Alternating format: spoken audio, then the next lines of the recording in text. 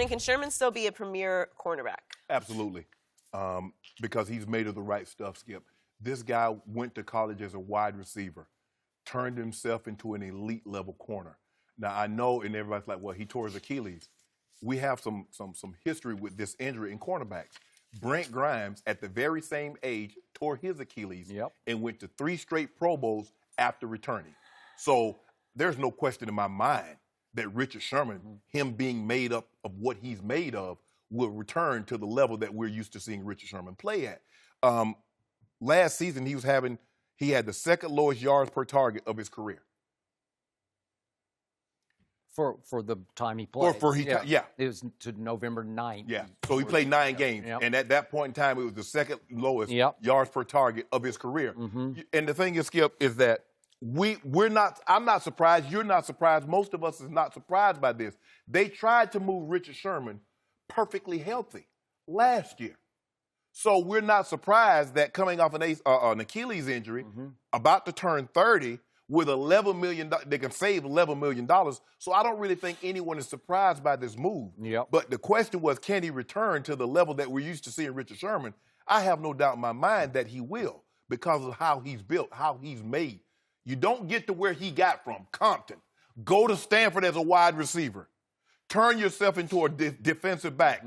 Graduate from Stanford. Become an elite level, Hall of Fame consideration-worthy cornerback, and not be made of the right stuff. I have no questions about Richard Sherman's ability to get back to the level that we're used to seeing. I don't have any question about him being made of the right stuff, but what I don't know is if his Achilles tendon is made of the right stuff, because it's the one injury I cannot predict. Even ACL ruptures, tear up everything, MCL, ACL, I give that a little better chance than I give the Achilles. And I agree there have been big success stories. I can show you a whole lot of not success stories. It's mysterious. It's unpredictable.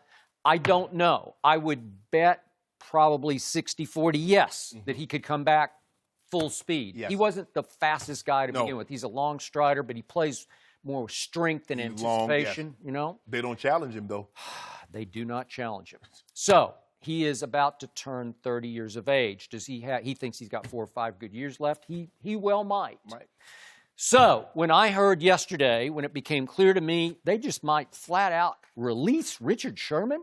Wow. He might just hit the open market, unrestricted, don't have to trade anything for him. Wow.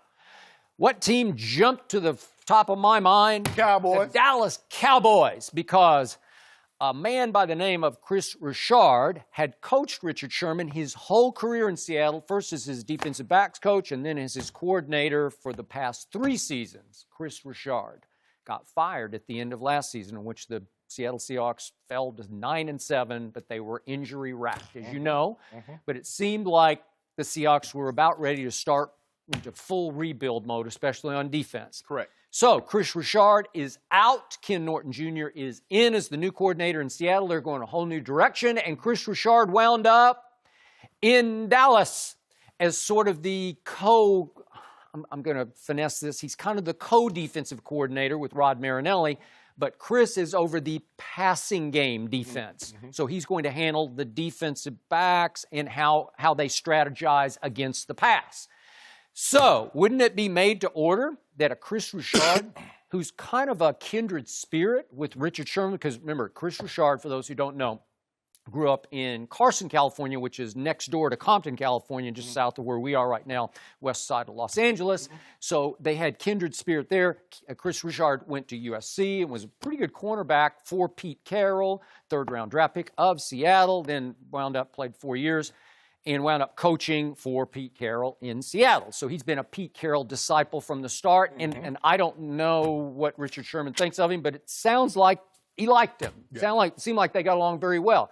And I would guess that Chris Richard could, quote-unquote, handle a sometimes volatile Richard Sherman about as well as any coach in the National Football League.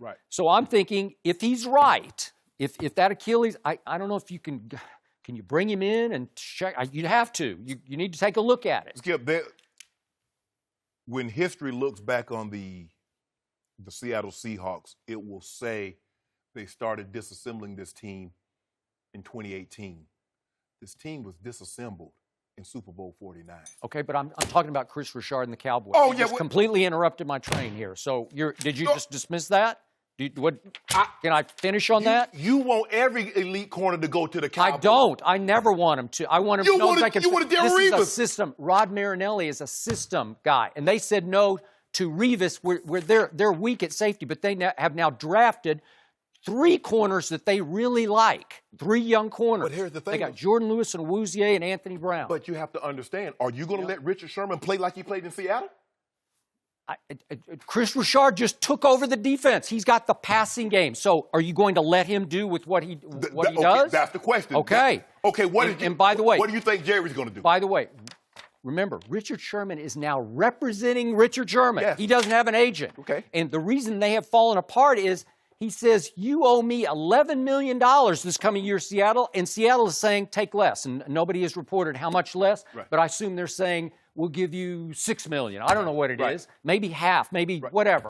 Okay. And he's saying, no, I know I'm worth $11 million. So I look at, speaking of Revis, what did the Patriots do in that pivotal 2014 season? They maxed him out. They paid him like $13, $14 million. They paid him $12 million, but he wasn't coming off the immediate injury. He had ruptured his ACL 2 years before that. Then he went to Tampa and played all 16 games, and then he was free again. Right. And so Bill Belichick says, you know what? I'm going to take a plunge here, because that was a lot for Bill Belichick to pay $12 million. Okay, but here's the thing. You like Chris Richard.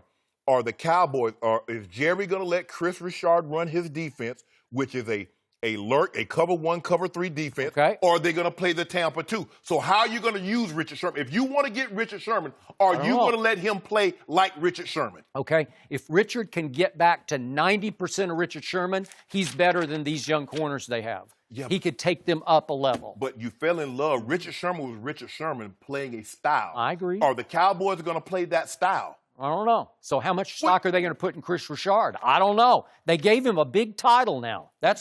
He's sort of the co-defensive coordinator. Well, don't you think if you need to know that, if you want Richard Sherman to come on board, Richard Sherman is not a Tampa 2 or cover 2 corner, Skip. Yeah, but he can play zone. They played a lot of zone. I saw a lot of zone. If you notice, when the Patriots are a big zone team, but when they got Revis and they had Browner, they locked them up. Yeah. Because that's what they do really well. Richard Sherman made all those all-pro teams and Pro Bowls as a single corner. Okay, but just remember this, and I once got into it with Richard Sherman about this very topic. He was backed up by, I think, the two best safeties in pro football at their height. Right. When the Legion of Boom was booming, they were the 2 best safeties. Right. So you had real backup, man. You're thinking, I know they can cover for him, Earl could cover a lot of ground. A lot of times they had Cam dropping down what they call robber coverage or lurk coverage, and he was picking off crossing routes that comes across the field. My Cowboys have Jeff Heath and Byron Jones, and I don't. They're not those 2 guys. Skip, I agree. If you're going to let Richard Sherman be Richard Sherman, this could be a great pick for the Cowboys. But if you're not, and see, that's the mistake that people make. You like a guy, this guy can really play, and then you get him and you don't let him do what he did where he was at. I agree. So my gut tells me they should probably do this, but I don't know how much Jerry would want to pay Richard Sherman. Would he pay him $11 million? Because here's the thing that Richard Sherman said. Richard Sherman says, okay, y'all want me to take $6 million, but you want me to make the plays as if I was making $11 million. Correct. Right. So he says, okay, if you want me to make the plays like I'm making $11 million, pay me $11 million. Yeah. Now, do I agree with your flashpoint analogy that it all started to go south on that one final play of the Super? I do. Yes. I agree. So they needed to clear the decks of that, because all those defenders left. Now, Earl Thomas is still there, and I think they're going forward with him. But I think I think John Schneider and Pete Carroll finally decided, we just got to start over because everybody lost heart for what we used to have. They just decided we screwed it up. And I believe they're going to build around Russell. I think they're going to construct this team differently than was before, because those were such strong personalities, Skip. And see, it was fine. Letting them speak out. These guys have their opinion. Okay, I got no problem with that. But then they started speaking out against their coach. Then they started speaking out against the quarterback. That's too much. In 2016, Richard Sherman spoke out publicly against the coach twice. They had 2 big clashes. Yeah. Okay? And he said it publicly. Skip, if we've seen players get into it with coaches on the sideline. Yeah. We've seen it. We would have never known what the conversation was. Richard Sherman volunteered that information. He did. And then when he did, we're looking like, did you hear what he said, Skip? Because we talked about it for a couple of days. We knew that was the beginning of the end of Richard Sherman in that relationship in Seattle. It was, and it is. Yes. It's over. They have started over. I think the beginning of the end was his reaction when the interception happened. He was on the sideline. He wanted to cry. Yeah, the trust was broken. Yeah, that's really what it was. Yeah. Next Remember up, Tommy Brady. He's like an 8-year-old on Christmas morning. Stop. Skip.